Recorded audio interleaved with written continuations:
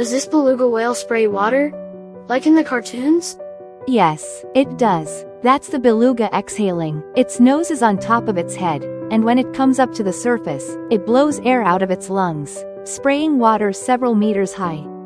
Last week when I brought him here, he stood watching the robot for half an hour. Today, the moment we arrived, he ran straight to it.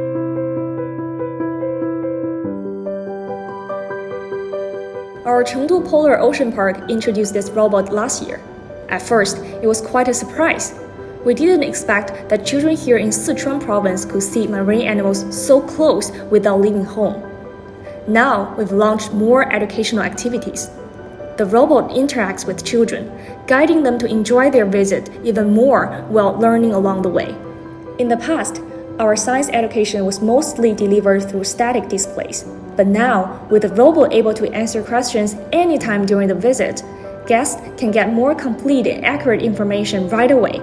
That's exactly why we choose to have the robot. Our tech team studied many different robots and found that most could only give fixed Q&A responses. But what about the harder questions? That's why we developed something like the OrionStar robot, powered by AI large language models, so it can think more deeply. We then trained it extensively in the real aquarium environment, blending real human interaction patterns with advanced technology. As a result, its answers feel warm and natural in real-life settings.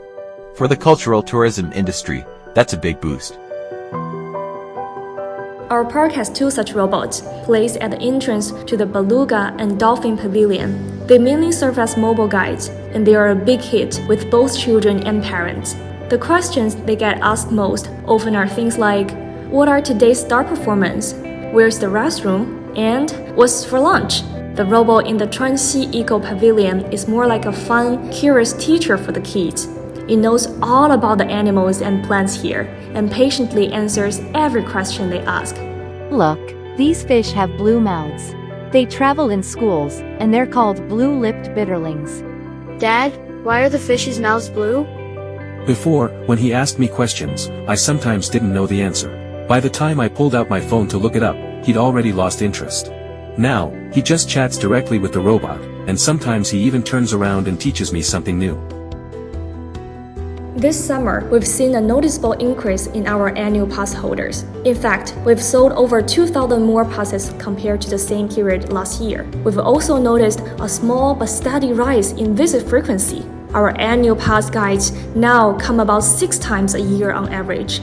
Their return visits have inspired us to keep innovating. Every year, we introduce new products, new technologies, and fresh experiences. So our park stays vibrant and keeps moving forward, with something new to discover every season. Since having the robots, parents and children are eager to greet them the moment they walk into the park. Right now, the robots are already taking on many of the routine, time-consuming tasks for us. Looking ahead, we at Chengdu Polar Ocean Park hope to work even more closely with OrionStar, especially in our smart operations, so that we can bring more cutting-edge technology into our services and make the visitor experience even better. Bye, robot. I'll bring my classmates along next time. Will you help me see the beluga again? I'll be waiting for you anytime. When you come back, I'll tell you more stories about the beluga.